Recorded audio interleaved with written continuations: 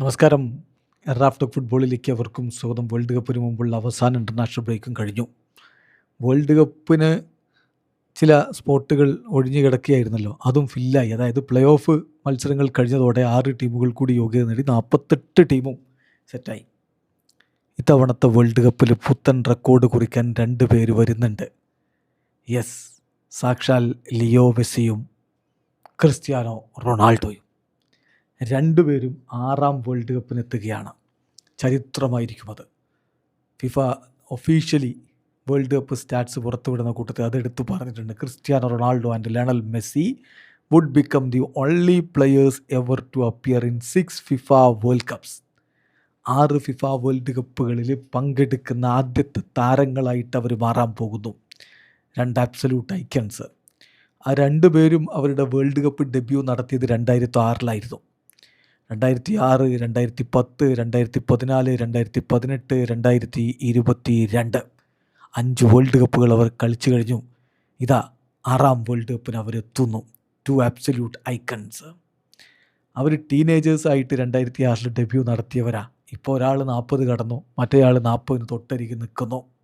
39 വയസ്സും 41 വയസ്സും ഒക്കെ ആയിട്ട് അവർ ഇറങ്ങുമ്പോൾ എന്ത് പ്രകടനം അവർ നടത്തുമെന്നുള്ളതാണ് കണ്ടറിയേണ്ടത്.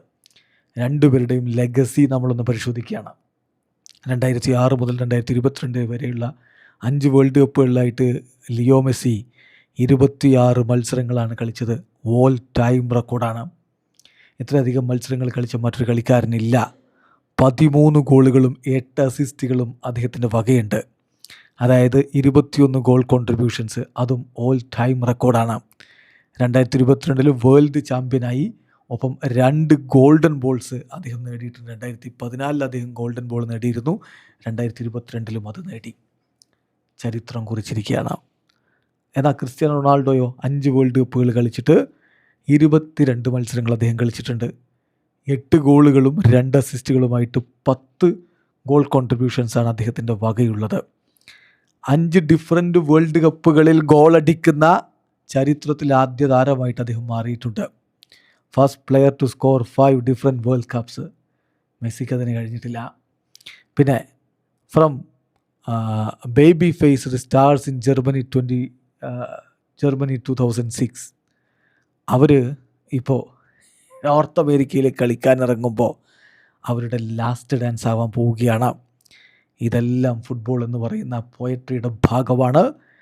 അവർ നേടുമോ ഇത്തവണത്തെ വേൾഡ് കപ്പ്? ഇവരിൽ ഒരാൾ നേടുമോ? കഴിഞ്ഞ തവണ ഒരാൾ നേടി, മറ്റേ ആൾക്കത് മിസ് ചെയ്യുന്നുണ്ട്.